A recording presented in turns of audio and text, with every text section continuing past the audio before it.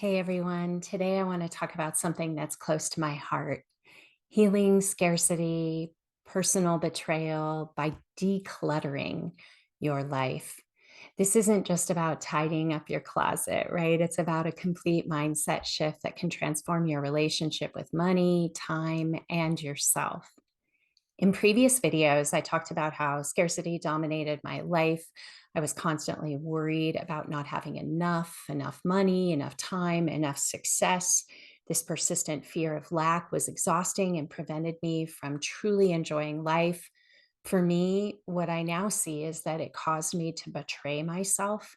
The fears about not being able to support myself early on in life terrified me to the point that I made certain decisions that would take many, many years to unpack, to unfold. And these fears drove me to make choices that weren't true to who I really was. The turning point came in the doctor's office where a shooting took place. It changed me profoundly and allowed me to see how I was sacrificing my happiness in pursuit of money. That shooting woke me up to how much I was betraying myself and how I had let fear drive my decisions because I wanted to be responsible and do what I thought was right. You can return to the I was miserable video if you don't know what I'm talking about on this channel. It has over 100,000 views. The impact of scarcity is what I wanted to start by talking about. The fact that scarcity isn't just about money, it's a mindset that seeps into every corner of our lives, affecting our choices and perspectives in many, many ways. I teach about scarcity. My book, The Mindful Millionaire, talks about scarcity. It's a well researched topic. In a nutshell, it's the idea that when we are focused on not having enough, we become myopic in the way that we look at the world. Instead of there being a ton of different options, we typically focus on just a few. We think that's all we can do. That's the only options that we have are just a few.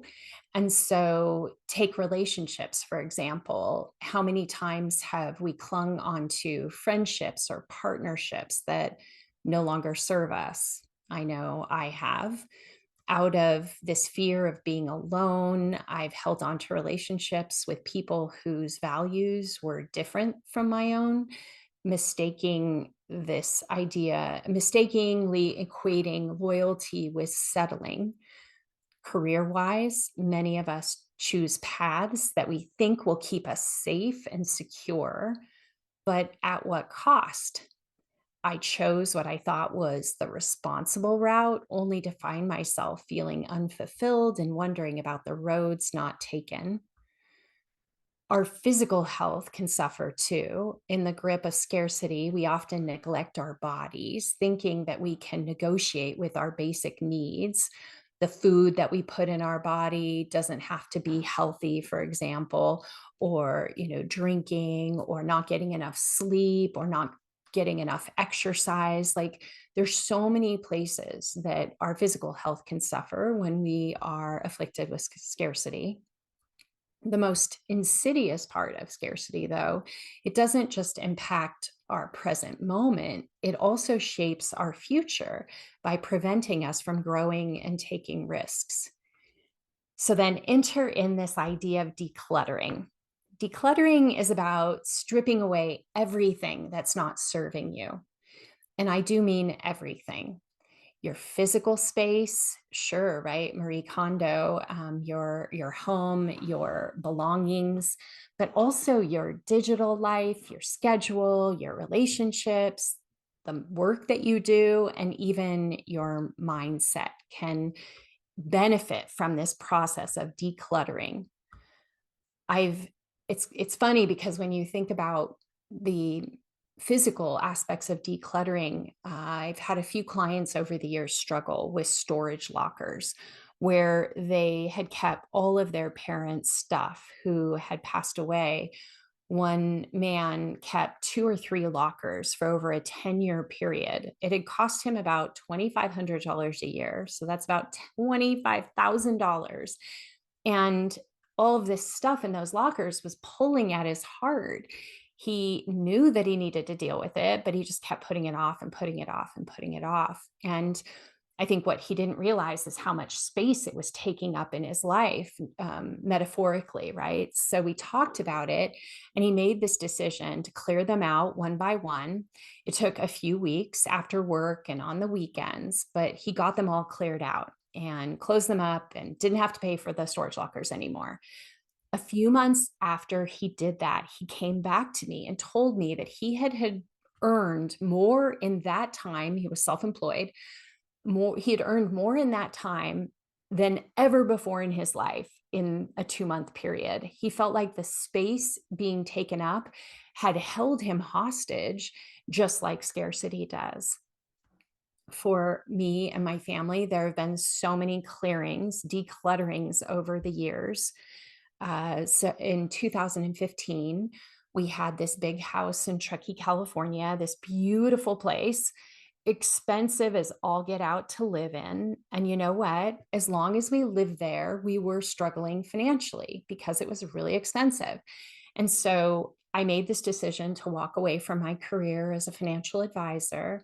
And gradually, it became pretty clear that it wasn't working for us to stay there. And so we made this decision to leave, which was really hard on my kids. Thankfully, my daughter was just graduating from high school and was going off to college, but my son at the time was heading into sixth grade. And we decided to leave and start life in a more affordable place. That was something that I felt terrible about for many years, but I knew we couldn't keep living a life that was suffocating us financially. Okay, so we decluttered by clearing out what we couldn't afford to live in anymore, right? And then again, recently, my husband was diagnosed with prostate cancer. He's doing very well now, thank goodness. But that was another wake up call. I looked at the business I had built over the past 8 years and I realized something, that it was consuming so much of my time, but the money, it just wasn't worth it. And so I did something that probably seems crazy to a lot of people. Again, I walked away from much of what I had built in my business so that I would have time to be with him, to be available to him as he went through this process of getting surgery and healing. And it was the best decision I could have possibly made. But when we're decluttering, often it's not easy, it's not convenient, it's difficult. There are ramifications. But what I can honestly say is on the other side of shutting things down, I realized that the business had taken off in ways that I wasn't really satisfied with anymore. I needed to make some big changes. And by letting go, I created space for me to shapeshift the business into something that is more meaningful for who I am in today's moment, right? So as I decluttered my life, I realized that it's not just about things or jobs, it's also about relationships. And I know it can seem harsh, but it's true that we outgrow people in our lives sometimes. And I've had to several times ask myself, does this relationship serve me? Does it serve the other person? Is it inspiring us to grow? Or is the relationship actually draining myself and the others because our values don't align anymore? So when you think about decluttering your life, I'm curious what comes up for you. What areas of your life are in need of some house cleaning? What storage sheds are you holding on to? To engage in this process of letting go, I feel like the mindset that we have is more important than anything. I had to start practicing gratitude, especially as I embarked on any of these decluttering exercises, waking up every day, noticing the small things, noticing when scarcity thoughts crept in, but celebrating a really good cup of coffee or celebrating the sunset or the sunrise or the fact that I just woke up and I could breathe. Practicing gratitude really helps when ideas of scarcity come up and you struggle with this idea of letting go of the things that aren't helping us anymore. I can say that what's truly amazing about this is that our family is better now at making abundant decisions as a result of the decluttering. And what I've seen time and time again is that when we let go, we attract more opportunities, more positivity than we had in our lives at the times before we made the changes. We attract more of the things that we want. One example of that is that my daughter and her husband started a business a few years ago that was based on their passions.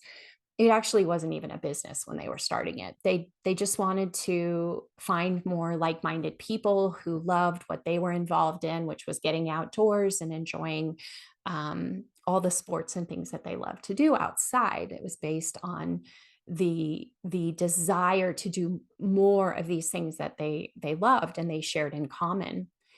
And it's taken off beyond any of our wildest imagination. But the thing I notice as she's been building this business is she's refused to betray her heart just to get security.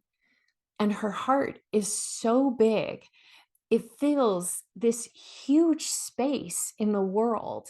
And as a result, she's creating tremendous value for others. And I also have to think that some of the choices that my husband and I have made over the years in decluttering has modeled for her how to make better choices for herself. And many of us don't have the benefit of parents who have made these huge changes like Tim and I have made in our lifetime, but I'm pretty sure that it's rubbing off on our kids, which is, I think, for a lot of us, what we want to do. We want to inspire our kids to not make the same mistakes that we've made and to make better choices that do fulfill not just their security needs, but also their emotional needs and the things that are most important in their life. I do truly believe that it's possible.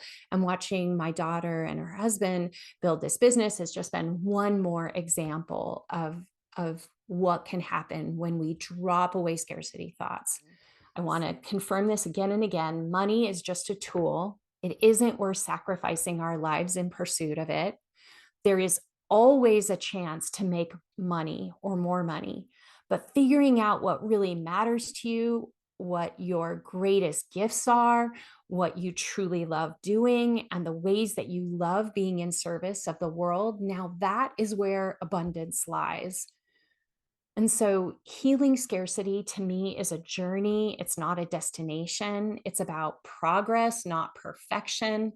We need to start small. We need to take on the small things first before we go and uproot our lives. And some of the situations that I've shared that we have done, you need to be patient with yourself, and you need to definitely celebrate every single win along the way. If I could leave you with one thought, it's this: you already have enough. And I don't mean enough necessarily money or resources or perfect relationships or what have you, but you yourself have enough to create the life that you really want. You are enough. And when you're able to operate from this place of you being enough, you make different choices in life. You stop acting out of scarcity and you start making decisions from a place of I have enough, I am enough, I can conquer this, I can create this, I can do this in my life. And when you truly believe this, you find that life becomes richer in ways than you could have ever imagined. And I feel like that's what we're living right now. Thank you for watching. If this resonated with you, please like, share, comment, subscribe, and remember that abundance is your birthright.